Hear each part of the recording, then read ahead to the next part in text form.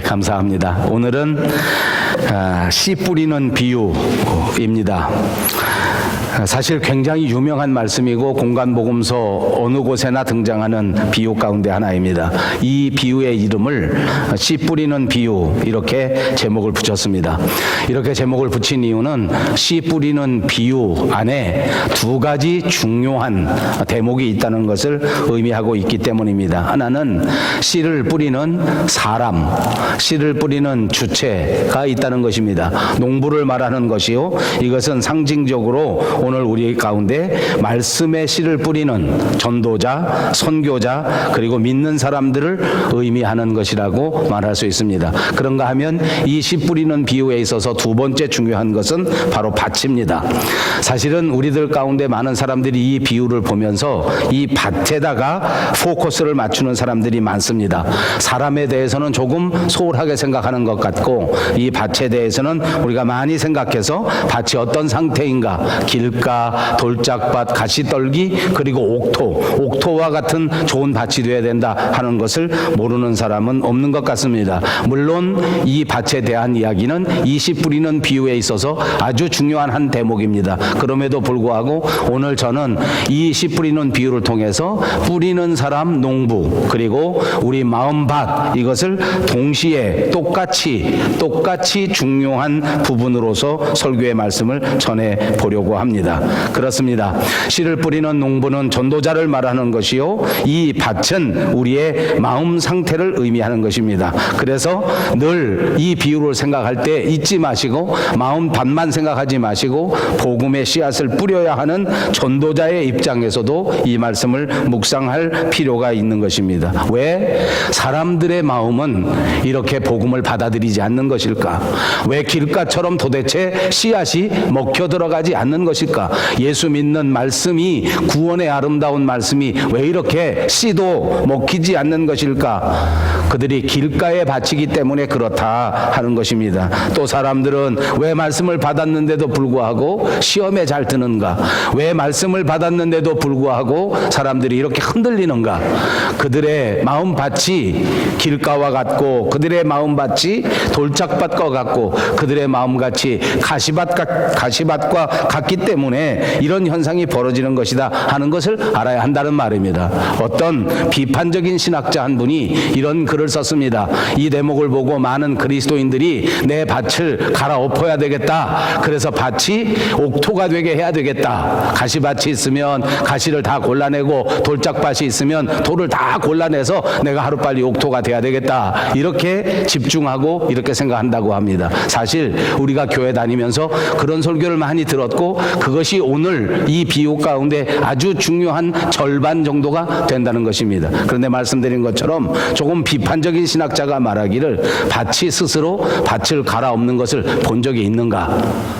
밭이 어떻게 자기 밭에 있는 돌을 치울 수 있다는 말인가? 라는 질문을 던진 적이 있습니다. 그럴듯합니다. 비판하기를 좋아하는 사람, 조금 삐딱하게 성경을 보는 사람에게는 아마 박수를 칠 만한 좋은 해석이라고 생각합니다. 저도 그 해석이 옳다고 생각합니다. 전도자의 입장에서 볼 때 그 해석은 맞는 말입니다. 그러니까 이 밭의 문제, 씨 뿌리는 비유의 문제에 있어서 중요한 것은 전도자의 입장에서 이 길가와 같은 밭, 그리고 이 가시밭과 같은 밭, 이렇게 옥토가 되지 못한 사람들에게 어떻게 그 마음을 고쳐주고, 어떻게 그 마음을 치료해주고, 어떻게 그 마음밭이 옥토밭이 될 수 있도록 만들어주는가 하는 것이 말씀을 전하는 전도자의 책임이다라는 것을 깨닫는 면에서는 이 비판이 필요하다고 생각합니다. 물론 우리의 마음밭의 문제도 똑같은 문제입니다. 우리는 우리 스스로의 마음밭의 문제를 스스로 결정하고, 스스로 책임지고, 스스로 날마다 고쳐야 하는 노력이 꼭 필요합니다. 그저 하늘만 쳐다보고 저절로 될 대로 되라, 하나님이 고쳐주시면 고쳐주는 것이지 나는 어떻게 할 수 없다라는 태도도 분명히 옳지 않습니다. 우리 사람에게는 분명히 마음의 밭이 있습니다. 길가와 같은 마음, 말씀드린 것처럼 도대체 남의 말이 씨도 안 먹히는 사람이 얼마나 많은지 모릅니다. 저도 평생 목회자로 살았습니다. 전도자로 살았습니다. 전도자로서 하나님의 말씀을 전할 때 그 말씀이 전혀 씨앗이 먹히지 않는 사람이 한두 사람이 아닙니다. 사실은 전도할 때만이 아닙니다. 이렇게 살아가는 인간 사회생활, 모든 삶의 생활에 있어서도 도대체 남의 말이 씨앗이 먹히지 않는 사람들이 얼마나 많은지 모릅니다. 저는 형제가 6입니다. 그래서 남자가 4이 있고 누나들이 2이 있는데 6사람이 모여서 밤새도록 이야기를 하면 정말 씨도 안 먹힙니다. 각자 자기 말만 합니다. 얼마나 그 중에 대표적인 사람은 역시 저입니다. 한참 지나고 나서 보면 저는 저 혼자 말을 하고 있더라고요. 도대체 말이 소통이 안 되더라고요. 길가와 같은 마음을 말하는 겁니다. 오늘 성경에는 돌밭과 같은 마음도 있다고 합니다. 씨가 떨어져서 잠깐 동안 열매가 맺혀질 것처럼, 잠깐 동안 성장할 것처럼 싹이 트는데, 그런데 뿌리를 깊이 내리지 못하니까 이내 말라버릴 수밖에 없는 것 아닙니까? 그런가 하면 가시떨기와 같은 마음도 있다고 합니다. 가시떨기가 자라나는 곳은 습한 곳이요, 습기가 있고 적당하게 식물이 자랄 수 있는 조건을 갖추었기 때문에 이 가시떨기에 뿌려지면 잘 자라나는 데는 문제가 없습니다. 그런데 여기 결정적인 문제는 가시와 함께 자란다는 것입니다. 알곡도 자라나고 가시도 자라나는데 가시의 특징은 무엇인고 하니 가시가 훨씬 더 왕성하게 자라납니다.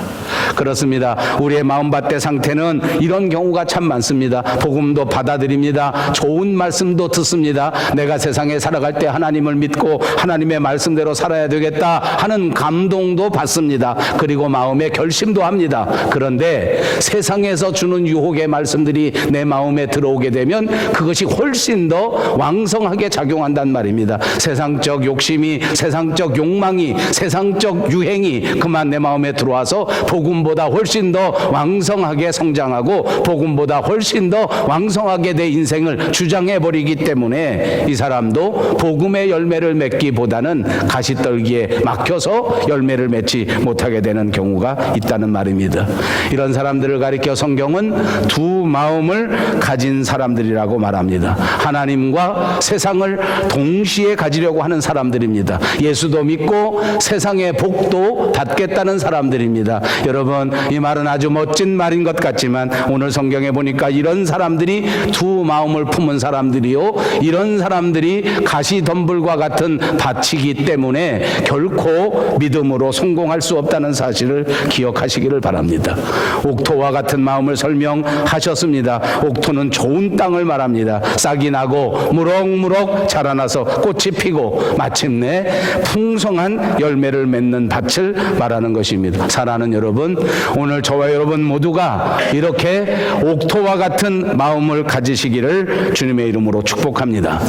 예수님께서는 왜 오늘 우리에게 이 말씀을 비유로 말씀하셨는가 하는 질문을 해볼 수 있습니다. 본문 4절을 같이 다시 한번 읽겠습니다. 각 동네 사람들이 예수께로 나와 큰 무리를 이루니 예수께서 비유로 말씀하시되 라고 말씀합니다.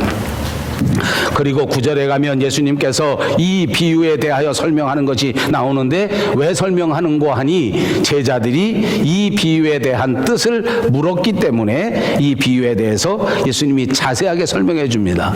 물론 이렇게 설명하시기 전에 직설법으로 더 정확하게 말씀하실 수도 있습니다. 그런데도 불구하고 주님은 우리에게 가르치실 때 많은 부분에서 비유를 통하여 말씀하셨습니다. 왜 비유를 통해서 말씀하셨는가 하는 것도 오늘 본문 10절에 자세하게 설명하고 있습니다. 이르시되 하나님 나라의 비밀을 아는 것이 너희에게는 허락되었으나 다른 사람에게는 비유로 하나니 이는 그들로 보아도 보지 못하고 들어도 깨닫지 못하게 하려 함이라 그랬습니다. 이 본문의 말씀을 얼른 읽어보니까 비유로 말씀하시는 이유는 이 제자들은 다 알게 하시고 이 제자가 아닌 사람들에게는 이 복음의 말씀을 알지 못하도록 하기 위해서 이렇게 비유로 말씀하셨다라고 설명해 주셨습니다. 그러니까 이것을 해석할 때에도 첫 번째에는 예수님의 의도 가운데 그런 의도가 있었구나라고 해석할 필요가 있을 것 같습니다. 그러니까 예수님의 의도 가운데 하나는 우리 중에 어떤 사람은 알아듣게 하고 어떤 사람은 알아듣지 못하게 하기 위해서 비유로 하셨다.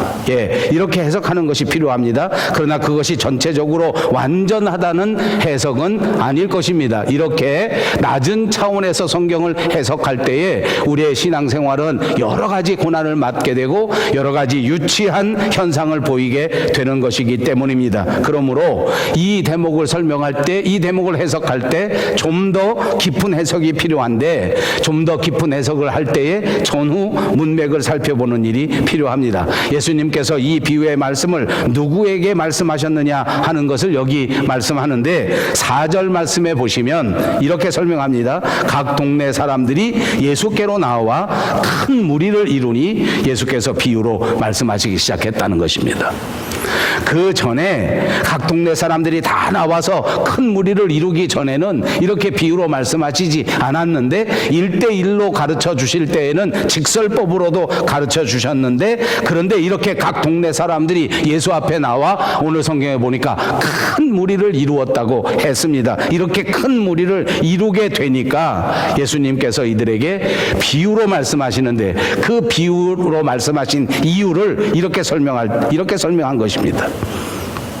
자, 그런데 여기 보니까 또 누가 왜 예수님께서 이 비유로 말씀하셨는가 하는 것에 대하여 질문했는가 보니까 제자들이 질문합니다. 제자들이 예수님에게 대하여 씨 뿌리는 비유에 대해서 주님, 선생님 왜 이렇게 비유로 말씀하십니까? 그러면 이 비유의 정확한 뜻은 무엇입니까? 라고 물었습니다. 그랬더니 예수님이 대답한 겁니다. 여기에도 우리의 깊은 해석, 이것이 이 장면을 한 번 더 들여다볼 필요가 있다는 것입니다. 자, 여러분, 예수님께서 비유를 말씀하시고 그 비유에 대한 뜻을 물은 사람들이 있었습니다. 누구라고요? 제자들. 그때 큰 무리가 모였는데 그 큰 무리 가운데는 누가 있었습니까? 그 모든 사람들이 다 예수님의 제자는 아니었습니다. 오늘 성경에 보니까 각 동네에서 나온 사람, 다시 말하면 동네 사람들과 제자들이 있었는데 그 중에 제자들은 예수님에게 뜻을 물었고 동네 사람들은 어떻게 했습니까? 뜻을 묻지 않았습니다. 뭘 알 수 있습니까?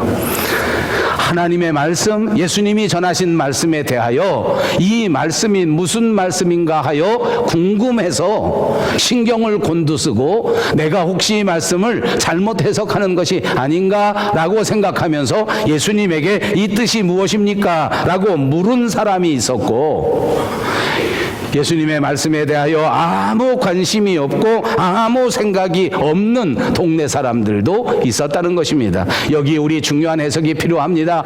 큰 무리가 모였습니다. 많은 사람들이 모였습니다. 그런데 그 안에 예수님의 해석은 무엇인지 아십니까? 그 중에 하나님의 선택받은 사람들이 있고 예수님의 제자가 되어야 될 사람들이 있고 그렇지 않은 사람들이 있다는 것을 가르쳐 줍니다. 예수를 믿지 않는 사람들은 이 대목에 대해서 많은 시험에 듭니다. 하나님은 사랑이신데 모든 사람을 다 구원해야지 왜 이렇게 어떤 사람은 구원하고 어떤 사람은 구원하지 않는가 하는 말을 하는 사람들이 참 많습니다. 우리 개신교회의 아주 큰 선조라고 할 수 있는 칼빈 선생님은 이것을 가리켜 제한적 속죄라 하였습니다. 세상에 있는 모든 사람들을 다 구원하는 것이 아니라 하나님의 택한 자들을 구원한다는 것입니다. 이 많은 동네 사람들 가운데, 이 많은 무리들 가운데 예수님께서는 말씀하실 때 제자들에게는 그 뜻을 알게 하시고 동네 사람들에게는 그 뜻을 알지 못하게 비유로 말씀하신다고 하지 않았습니까? 자, 저는 깊은 해석이 필요하다고 했습니다. 되었습니다. 이 대목만 보고 좀 더 다른 각도에서 깊은 해석을 한번 해보십시다. 왜 예수님이 이렇게 했겠느냐? 아까도 말씀드린 대로 첫 번째 그냥 표면적인 해석은 아하, 이렇게 정해놓은 사람이 따로 있구나. 아하, 예수님께서는 구원하지 않을 사람이 따로 있구나. 나는 이 구원받는 사람 안에 들어가야 되겠다. 이렇게 해석할 수 있습니다. 훌륭한 해석입니다. 오늘 저와 여러분은 하나님께서 선택한 자들이 되어 하나님의 말씀을 듣는 자리에 임하게 된 것을 분명히 믿습니다. 하나님의 말씀에 아무 관심도 없이 하나님의 구원의 역사에 동참하지 못하는 그런 비참한 무리에 속하지 않게 된 것을 얼마나 감사한지 모릅니다. 그런데 여러분, 좀 더 깊은 해석도 하나 필요합니다. 뭐냐 하면 오늘 여러 무리가 모였고 많은 동네에서 예수님 앞에 나온 사람들이 있었는데 예수님이 이렇게 비유하시면서 이와 같이 하나님의 말씀에 관심이 있는 자, 그들에게는 이 말씀을 알게 하고 아무 질문도 없는 사람, 아무 생각도 없는 사람, 그냥 한 귀로 듣고 한 귀로 흘려버리는 사람에게는 그 뜻을 알게 하지 못하려고 했다. 제가 예수님이라면 저는 여기 모여있는 모든 사람들이 한 사람도 하나님의 말씀을 한 귀로 듣고 한 귀로 흘리지 말고 모두가 다 이 하나님의 말씀이 우리의 생명을 살릴 수 있는 위대한 진리의 말씀이라는 것을 깨닫고 이 말씀이 무슨 말씀인가 하여 날마다 그 말씀을 상고하고 날마다 그 말씀을 묵상하고 날마다 그 말씀을 마음에 꼭 간직하면서 살아가는 참된 그리스도인들이 다 돼야 된다라는 뜻에서 이렇게 말씀하시지 않았겠는가라고 해석할 수 있다는 것입니다. 꼭 누구에게만 전해주고 누구는 아니다 라고 편을 가르는 말씀이라기보다는 이처럼 하나님의 말씀에 대하여 정말 깊은 관심을 가지는 것이 필요하다는 말씀입니다. 하나님의 말씀을 사모하는 것이 우리 신앙생활에 있어서 너무나 중요하다는 것을 말씀하는 것입니다. 하나님의 말씀에 아무 관심도 없이 살아가는 자는 하나님의 말씀을 아무리 들어도 깨닫지도 못하고 알 수 없는 비밀로 남게 된다는 사실을 기억하시기를 바랍니다.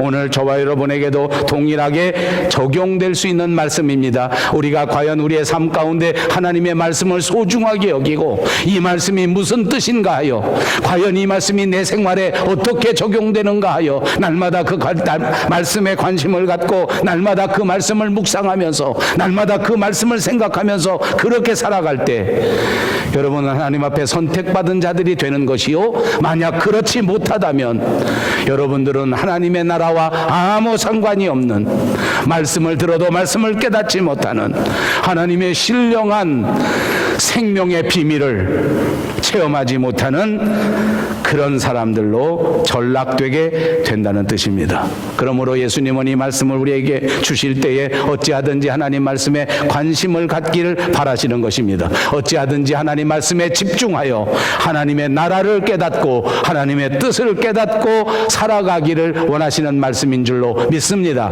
그러므로 오늘 이 비유를 묵상하는 저와 여러분, 다시 한번 하나님 말씀에 더 큰 관심을 가지시기를 주님의 이름으로 축복합니다. 이 말씀대로 살기로 더더욱 노력하는 여러분들이 꼭 되시기를 주님의 이름으로 축복합니다. 8절에 보십시오. 예수님께서 말씀하실 때 또 들을 귀 있는 자는 들을지어다 라고 말씀하시지 않습니까? 이 말도 똑같습니다. 귀가 없는 사람은 듣지 못하는 것은 너무나 당연한 일입니다. 그렇게 표피적으로만 해석할 일은 아닙니다. 물론 우리들 가운데 1000명 가운데 한 명일지 모르지만, 10,000명 가운데 한 명일지 모르지만 그 사람들은 귀가 없어서 듣지 못하는 사람도 있을 수 있습니다. 나면서부터 귀에 문제가 있는 사람도 있을 수 있습니다. 그러나 보통 통상의 사람들, 오늘 여기 모여있는 그 많은 큰 무리들에게는 귀 없는 사람들이 없었습니다.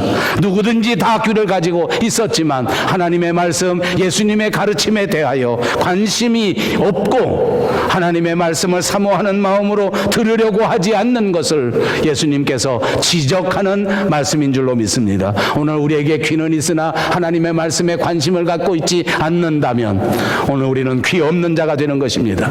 왜 주님의 말씀을 깊이 들으려고 노력하지 않는 것입니까? 왜 우리는 하나님의 말씀을 한 귀로 듣고 한 귀로 흘려버리는 것입니까? 주님을 사랑하는 마음이 없기 때문입니다. 처음 사랑에서 벗어나 그 사랑이 식어져 버렸기 때문입니다. 사람은 어떤 존재인지 압니까? 사랑하는 사람의 말만 듣는 존재입니다. 저는 16살 때 제 아내를 만났습니다. 그 이후 지금까지 같이 살았습니다.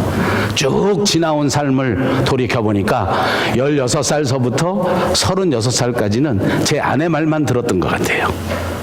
밥도 제 아내가 먹으라는 것만 먹습니다.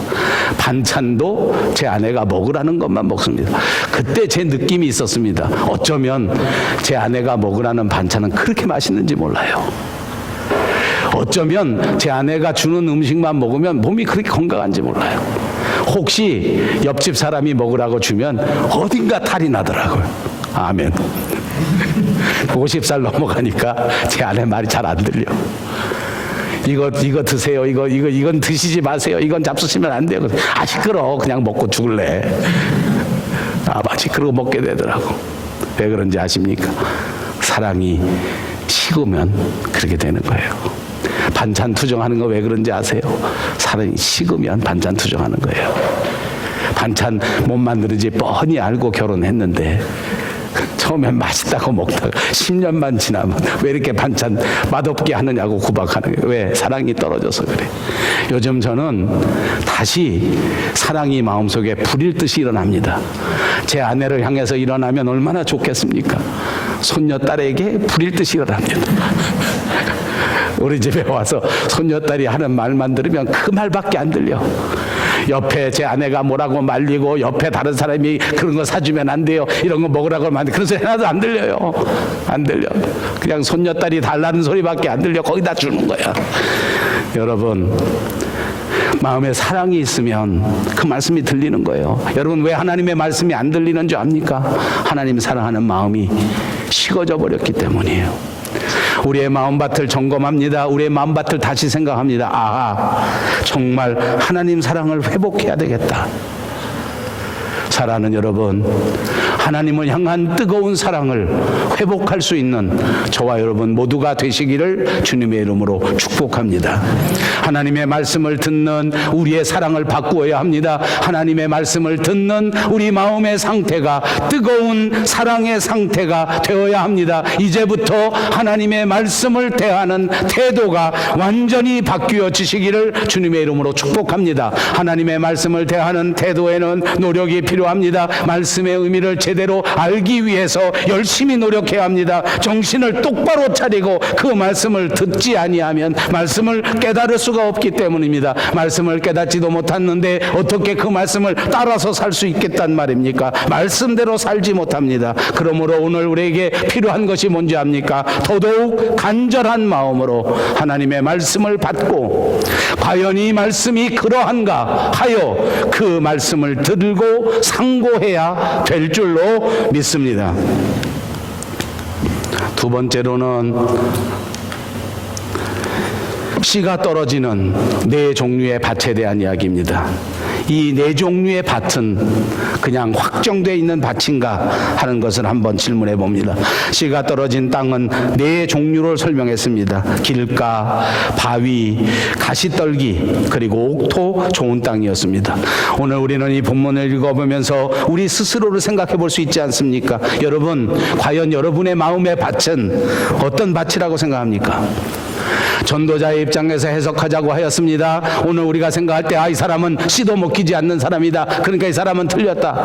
이 사람은 바위 같은 사람이다. 그러니까 이 사람은 틀렸다. 이 사람은 옥토이구나. 그러니까 이 사람은 됐다. 이렇게 생각하는 사람들이 많습니다. 제가 신학교 다닐 때 저를 가르쳐 주신 선생님 가운데 한 분이 그랬습니다. 좋은 목사가 되려면 어떻게 해야 돼야 되는지 아느냐. 그러니까 저야말로 귀가 쫑긋 세워지더라고요.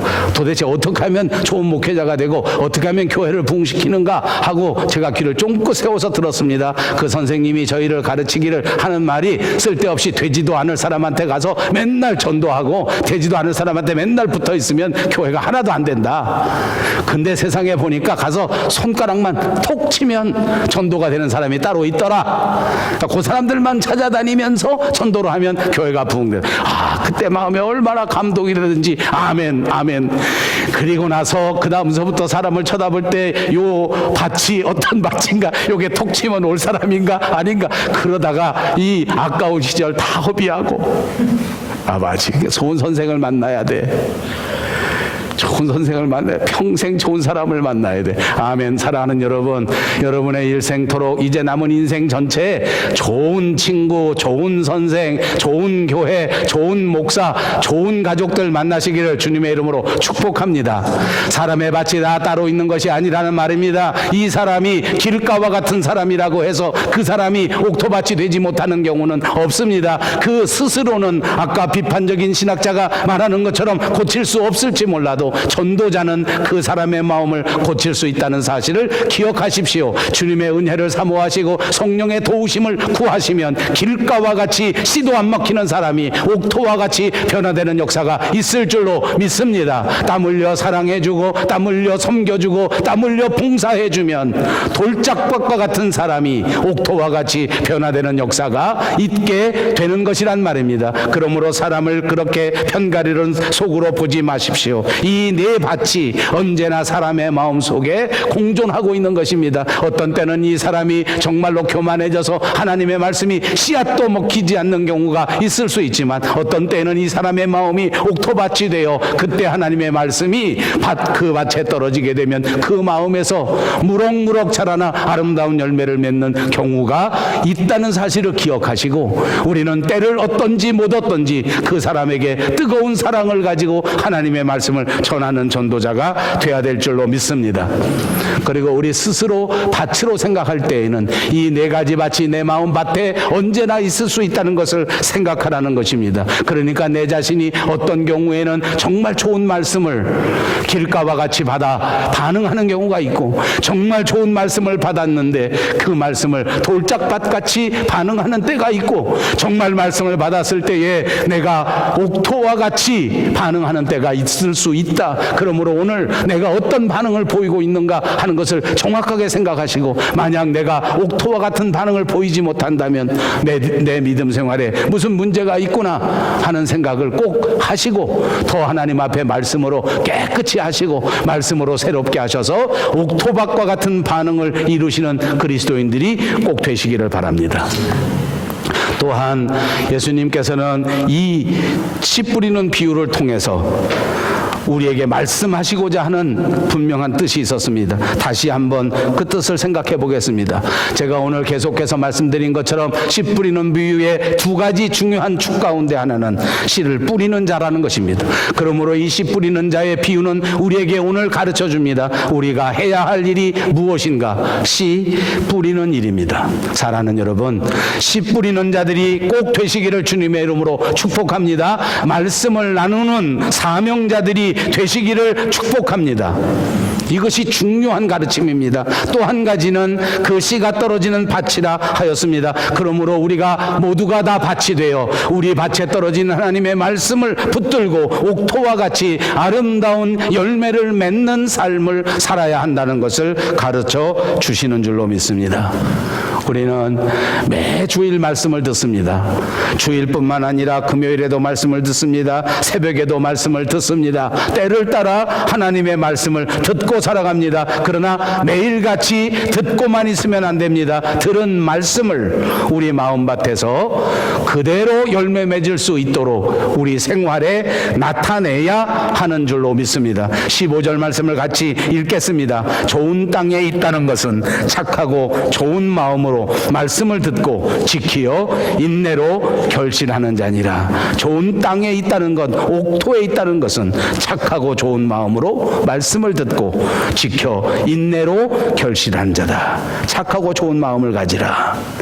여러분이 착하고 좋은 마음은 우선 생각할 때 도덕적이고 윤리적인 마음을 떠올릴 수도 있습니다. 그런데 성경에서 착하다는 개념은 그런 단순한 도덕적이고 윤리적인 것을 말하는 것은 아닙니다. 성경에서 말하는 착하다는 개념은 더 정확한 영적 개념이 있습니다. 그것은 하나님과 나와의 관계가 어떤 관계이냐를 말하는 것입니다. 그러므로 여러분, 우리가 옥토밭이 되려고 하면 하나님과 나와의 관계가 어떤 관계인가를 점검하셔야 합니다. 여러분, 묻겠습니다. 여러분은 하나님과 어떤 관계에 있으십니까?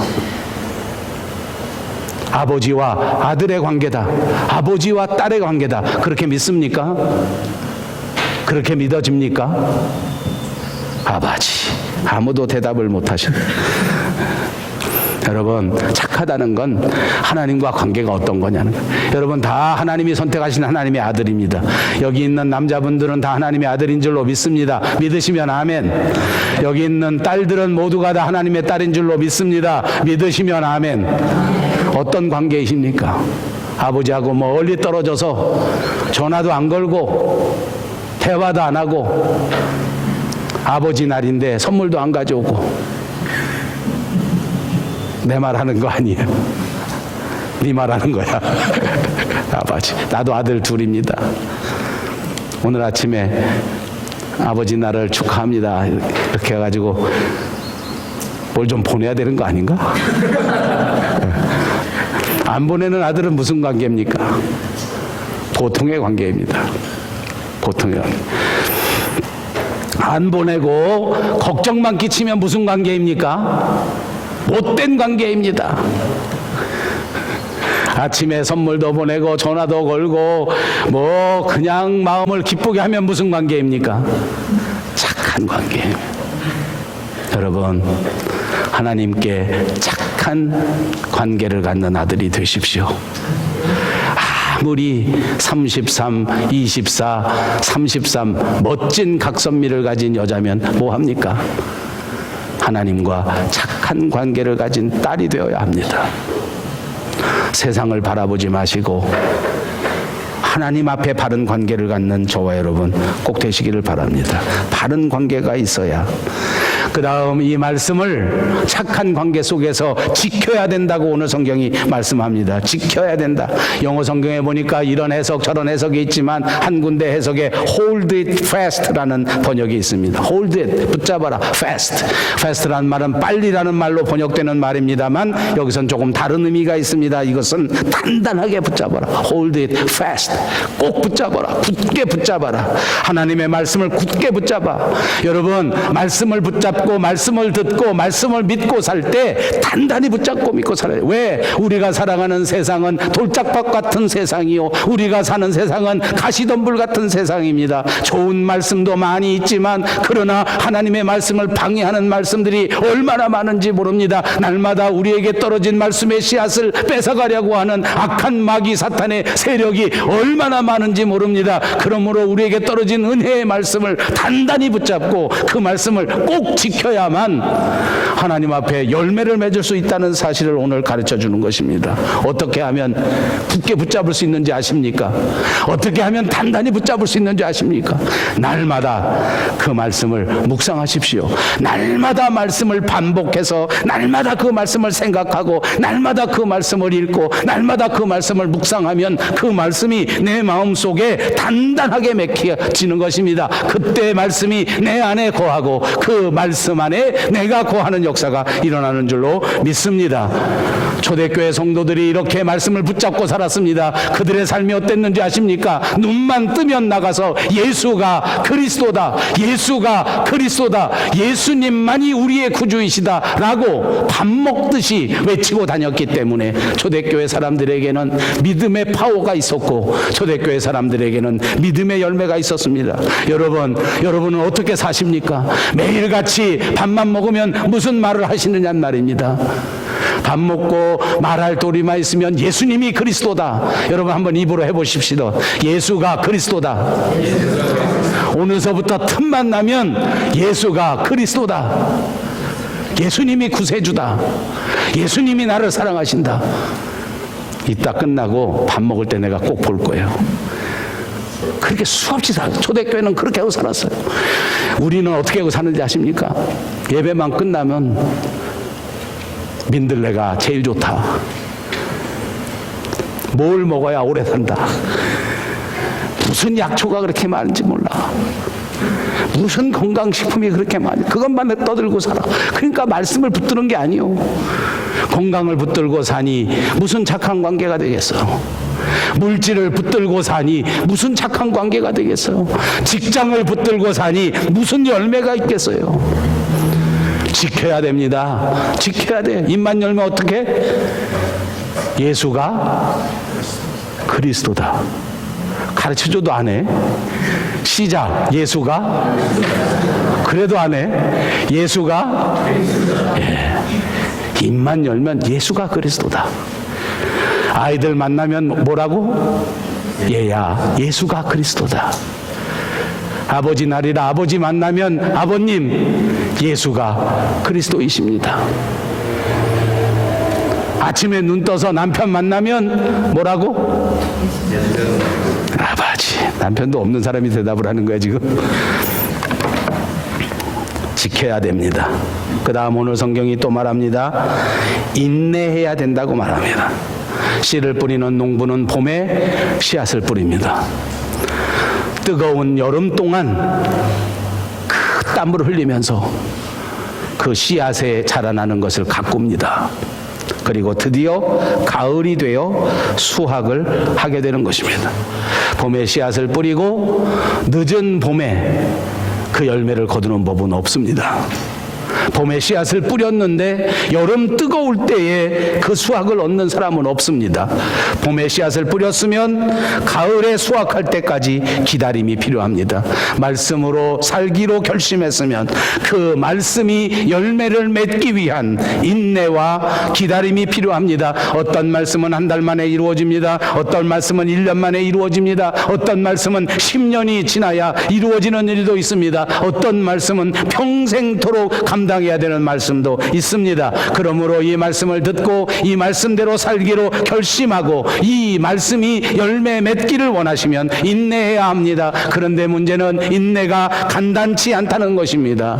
이 뜨거운 여름에 이 뜨거운 햇볕을 견뎌내는 일이 결코 간단한 일이 아닙니다. 그러므로 히브리서 10장 36절에는 너희에게 인내가 필요함은 너희가 하나님의 뜻을 행한 후에 약속하신 것을 받기 위함이라고 말씀하셨습니다. 그렇습니다. 오늘 우리가 말씀을 받지만 말씀대로 살지 않으면 우리는 열매를 맺지 못합니다. 그래서 우리는 풍성한 삶을 살지 못하는 것입니다. 그것뿐만이 아닙니다. 안타깝게도 말씀대로 살지 못하면 말씀을 받았지만 정말 무참하게도 마지막 주님 오셨을 그때에 심판받는 자리에 임하게 된다는 것입니다.